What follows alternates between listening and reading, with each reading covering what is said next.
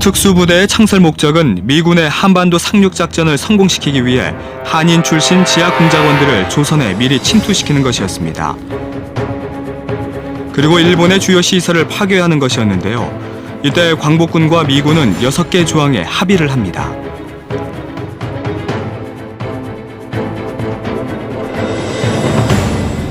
한미 양군은 공동의 적인 일본군을 박멸하기 위하여 상호 협력하여 공동작전을 전개한다.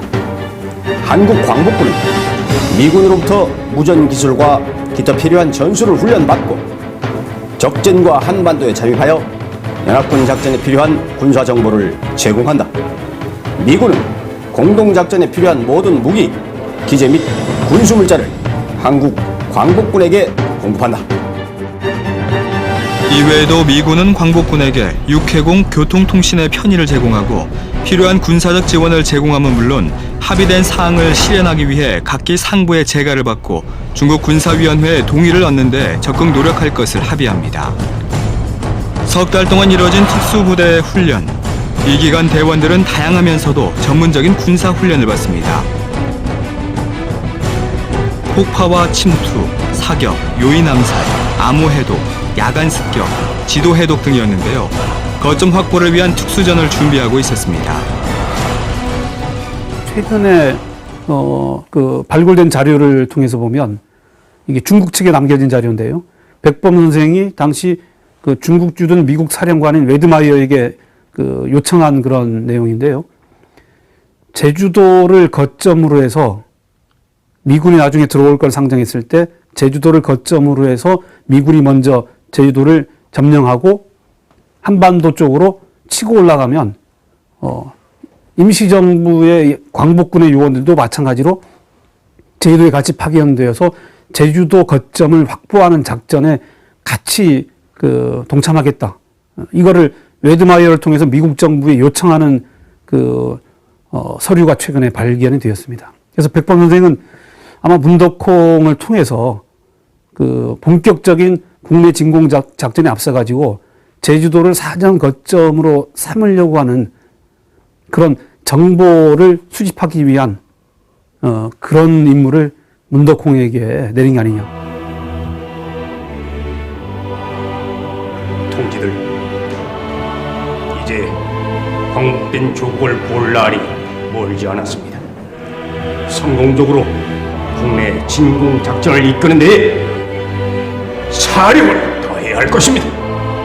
네? 작전 개시는 앞으로 3개월 후인 8월 20일 안팎이 될 것입니다. 여러분도 잘 알다시피 이번 작전은 한경도에서부터 남해까지 이르는 전국 13개 도에서 조직적이고 지속적인 무장투쟁을 벌이기 위함입니다. 조국 광복이 되는 그날까지 목숨을 걸고 투쟁합시다! 대한민국 만세! 조국 독립 만세! 만세! 만세! 만세! 그리고 작전에 앞서 필승을 다지면서 김구 주석은 요원 한 사람 한 사람과 함께 사진을 찍습니다. 이때 문덕콩 역시 김구 주석과 함께 한 장의 사진을 남깁니다. 당시 김구 주석은 사진에 인별이라는 제목으로 문덕콩 동지는 부양공작을 담당, 출발시 기념, 민국 27년 5월 9일 중경에서라는 글귀를 적어줍니다.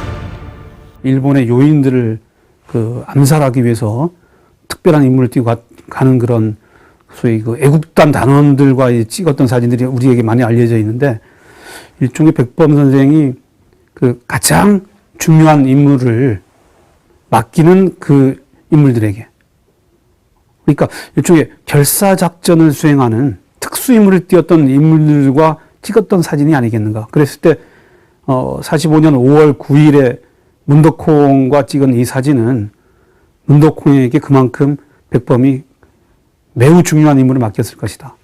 그렇게 추정할 수 있고, 거기에 부양공작이라는 그 표현이 나오는데, 이 부양공작이야말로 부양이 곧 광복군 3지대의 본거지이고 OSS의 훈련지로도 활용되었던 곳입니다. 그러니까 삼지대원들 가운데 본인이 그렇게 또 신뢰했던 문덕홍에게 사전 국내 그 진공을 위한 특수 임무를 맡긴 게 아니냐 이렇게 해석됩니다. 대대적인 국내 진공 작전에 앞서 국내 잠입을 시도하는 광복군. 문덕홍 역시 이때 비밀 공작원으로 국내에 특파됩니다. 국내로 잠입하기 위해 문덕홍은 먼저 청도와 대련 등지에서 한 달 동안 선원으로 가장해 생활합니다. 이후 국내행 열차에 몸을 실었는데요. 하지만 삼엄한 일본의 단속을 피할 수 없었습니다.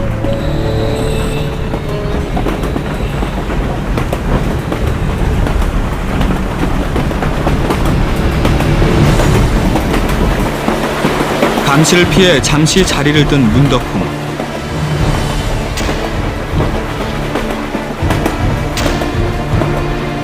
그리곤 허리춤에서 뭔가를 꺼내는데요.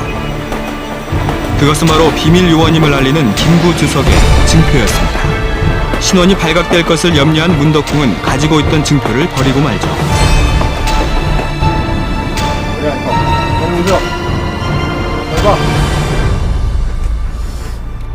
자식, 이거 독립군 나부랭이 아니야 이거? 끌고 가! 아니나 다를까 국내 도착 후 일본 경찰은 삼엄한 검문을 실시하는데요. 다행히 김구 주석의 증표를 없앤 문덕홍은 그 자리를 무사히 빠져나올 수 있었습니다.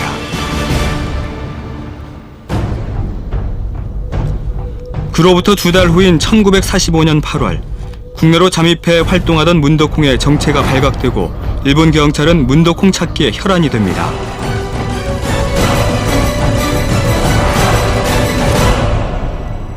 결국 문덕홍은 일본 경찰에 체포되고 맙니다. 그리고 모진 고문을 받게 되죠.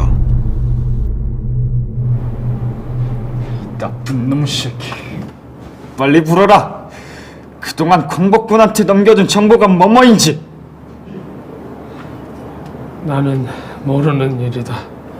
그래도 이 조센직 새끼가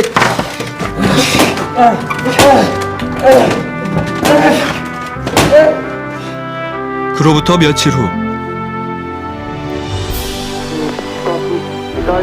라디오에서는 일본 천황의 무조건 항복의 내용을 담은 종전 명령서가 전파를 타고 전국으로 울려 퍼졌습니다. 일본은 패망했고 조선은 광복을 맞이한 거죠. 대한민국 만세!